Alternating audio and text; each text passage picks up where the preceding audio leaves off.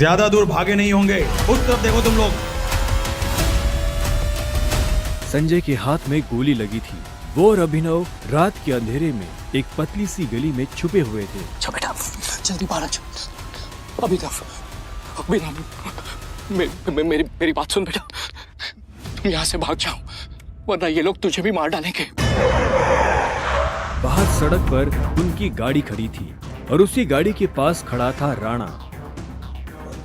अभिनव, बाहर आओ बेटा। समझ के जिसने संजय को गोली मारी थी। नहीं पापा, मैं आपको छोड़ के नहीं जाऊंगा। जिद मत कर अभिनव।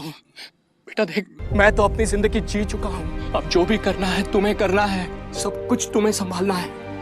और मेरी बात सुन, एक बार यहाँ से जाए, उसके बाद दोबारा मुड़ के मत देखना, ठीक है?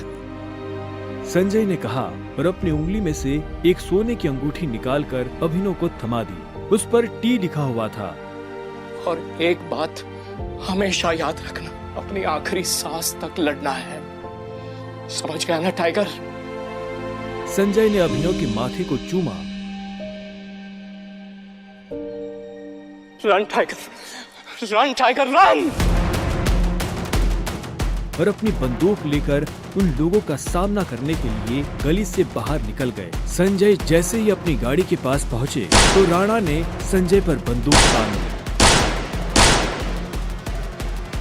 टाइगर, इस कमीने का चेहरा मत भूलना।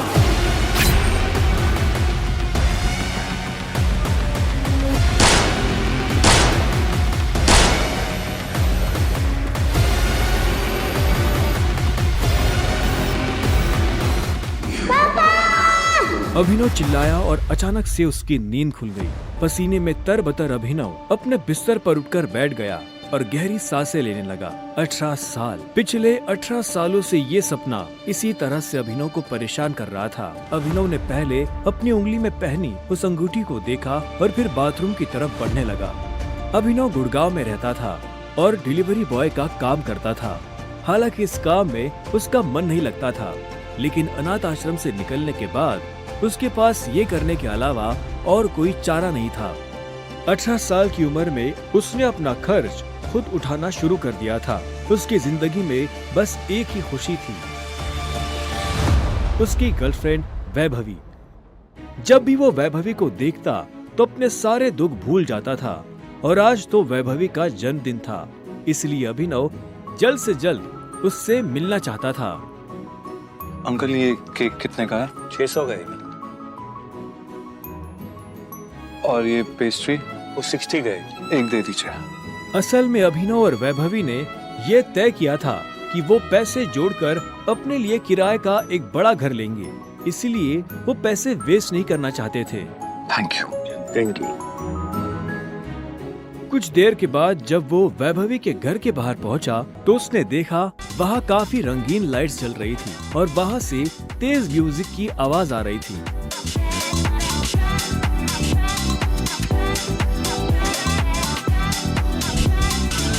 वैभवी, ये सब क्या है? ये कौन है वैभवी? देख नहीं रही है, डिलीवरी बॉय है। पर हम तो केक मंगवा चुके थे ना, फिर तूने ये पेस्ट्री क्यों मंगवाई? ओह, याद आया, ये तो वही डिलीवरी बॉय है ना जिसको तू डेट कर रही थी।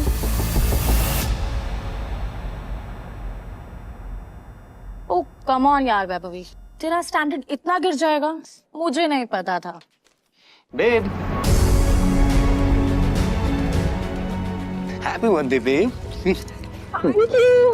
अभिनव देवेन को अच्छी तरह से जानता था। वो एक बड़े बाप का लड़का था और हर वक्त वैभवी के आसपास मंडराता रहता था। देवेन को यहाँ देखते ही अभिनव का दिमाग खराब हो गया। उसके हाथ में एक बड़ा सा गिफ्ट था। उसके आगे अभिनव के हाथ में लटकी पेस्ट्री की थैली कुछ भी नहीं लग रही थी। मेरी वैभवी को छूने की तेरी हिम्मत कैसे? Stop it. दोस्तों, तुम लोगों को मेरे ऊपर डाउट था ना, मेरे स्टैंडर्ड्स पर डाउट था। अब बताती हूँ मेरे स्टैंडर्ड्स क्या हैं। मैं तुमसे ब्रेकअप कर रही हूँ। What? और नहीं तो क्या, बेचारी कब तक तुझ जैसे गरीब के साथ ऐसी आधी पेस्ट्री खाती रहेगी। साला तेरी हिम्मत कैसे? तेरी तो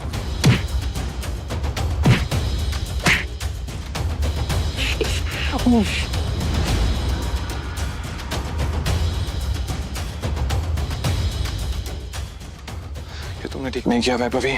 और अभिनव वहाँ से निकल गया। वो उन दोनों की शक्ल अब और नहीं देखना चाहता था। उसकी आंखों में आंसू थे और उसका दिल बुरी तरह टूट चुका था। हर घूंट के साथ उसकी आंखों के सामने वो दृश्य आ रहा था जिसमें देवेंद्र वैभवी के गालों को चूम रहा था। ये तुमने अच्छा नहीं किया वैभवी, तुमने बिल्कुल अच्छा नहीं किया। बहुत गलत किया तुमने मेरे साथ, बहुत गलत किया। अभिनव धोखे के नशे में डूबकर बेहोश हो चुका था, लेकिन उसके लिए ये रात यहाँ खत्म नहीं होने वाली थी। उधर जब अभिनव सड़क पर बेहोश हो गया था, तब इधर सनी सिंह अपनी गाड़ी में बैठा बेचैन हो रहा था। सनी सिंह की बहन अनन्या उसके गले का कांटा बन गई थी। सनी अपने दादा हरदेव पाल सिंह की नजर में आने के लिए और अनन्या को रास्ते से हटाने के लिए कुछ भी कर सकता था, और आज वो अपनी गाड़ी में अपने आदमियों के साथ निकल पड़ा था अपनी बहन को सबक सिखाने के लिए।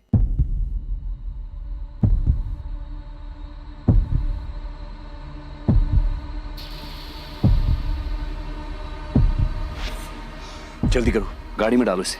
सुबह होने से पहले अगर हमने इसको अनन्या के कमरे में नहीं डाला तो ऐसा मौका दोबारा नहीं मिलेगा। Quick quick.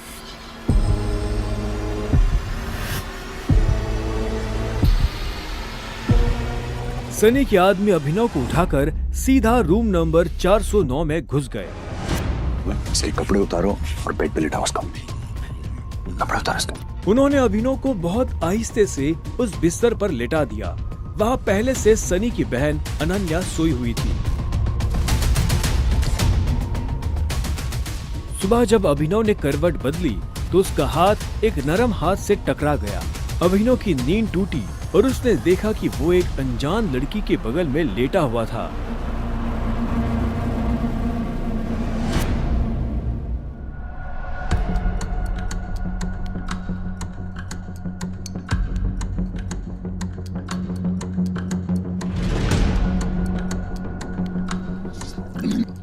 कौन हो तुम?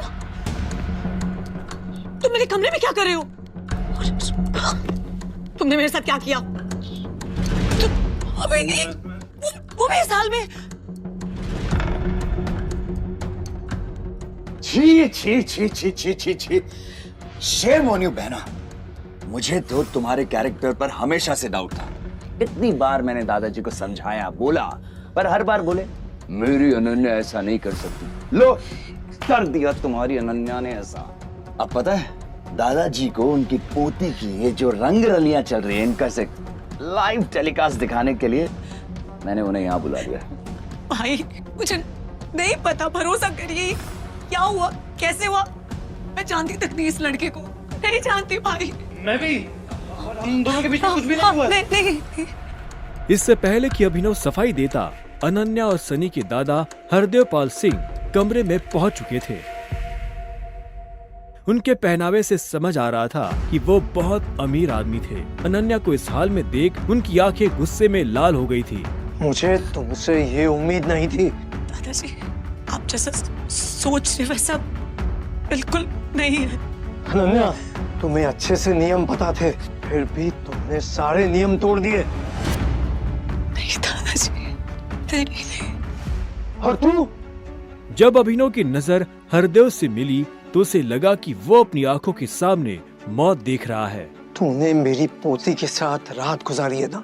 आज से हमारे परिवार के कानून के हिसाब से तू सिंह परिवार का दामाद है।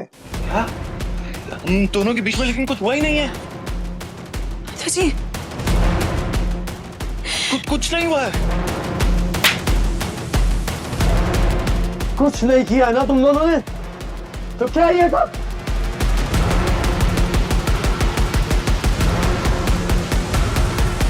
इससे पहले कि अभिनव कुछ समझे, हरदेव के आदमियों ने उसे मारना शुरू कर दिया था। अभिनव हरदेव की उम्र का लिहाज कर रहा था, इसलिए उसने अपने आप को रोक लिया था।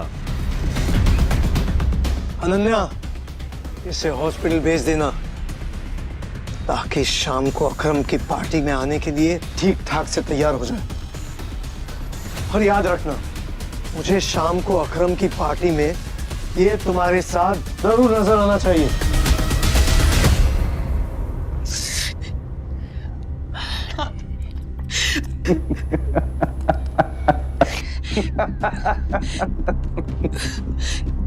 क्यों मेरी जिंदगी बर्बाद कर दी तुमने?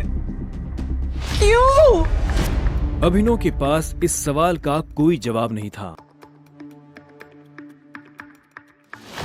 वहां जाकर अभिनव शाम को होने वाली पार्टी के लिए तैयार होने लगा। उससे हरदेव और उसके आदमियों का डर नहीं था। वो जानता था कि अनन्या पहले से काफी मुश्किल में थी और वो अपनी वजह से उसकी मुश्किलें और नहीं बढ़ाना चाहता था। अभिनव के पास ले देकर सिर्फ एक ब्लेजर था, वो भी उसके पापा का। वो जगह जगह से फटा और उधड़ा हुआ था, लेकिन जब अभिनव ने उसे पहना तो उसकी खूबसूरती ने ब्लेजर की सारी कमियां ढक दी। अभिनव का अंदाजा सही था, अनन्या का घर काफी बड़ा था। वो एक अमीर परिवार की लड़की थी। जितना अभिनव महीने का कमाता था उतने की अनन्या ने सैंडल्स पहनी हुई थी।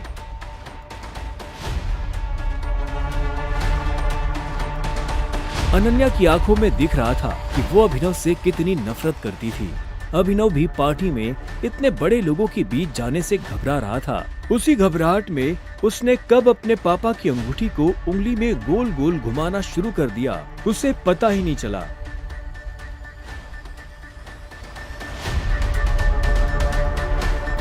इस अंगूठी को उतार दो प्लीज, बहुत गंदी लगी। सॉरी पर ये अंगूठी मेरा सब कुछ है।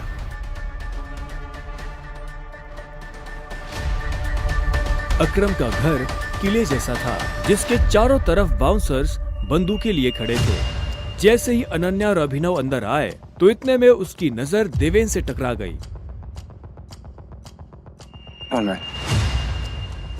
तू यहाँ क्या कर रहा है साले?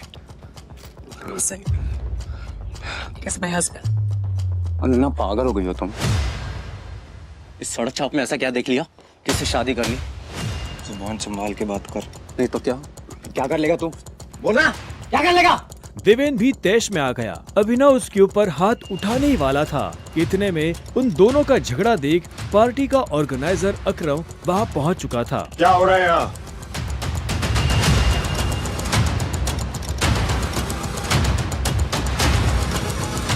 अकरम सर देखिए इस आदमी, ये क्रिमिनल है, जबरदस्ती आपकी पार्टी में घुसाया। इधर आओ।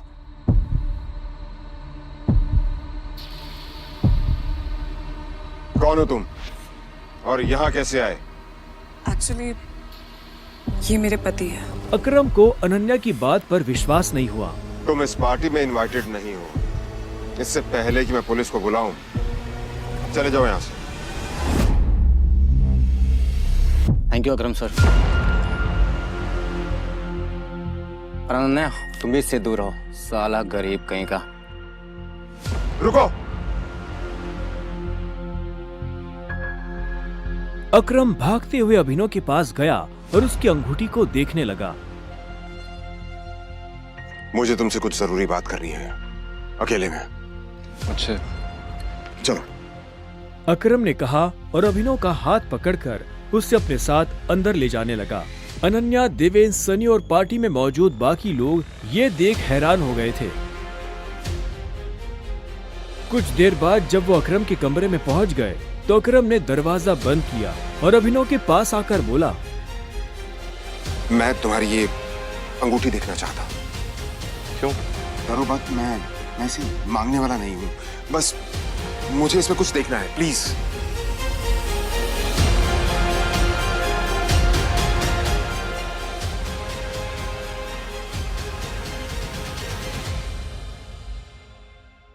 टाइगर?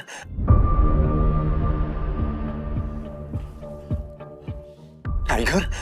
अभिनव ने अकरम के मुंह से ये शब्द सुना तो वो हैरान हो गया। उसे अचानक से अपने पिता के वो आखिरी शब्द याद आ गए जो उन्होंने अभिनव से विदा लेते हुए कह दिए थे।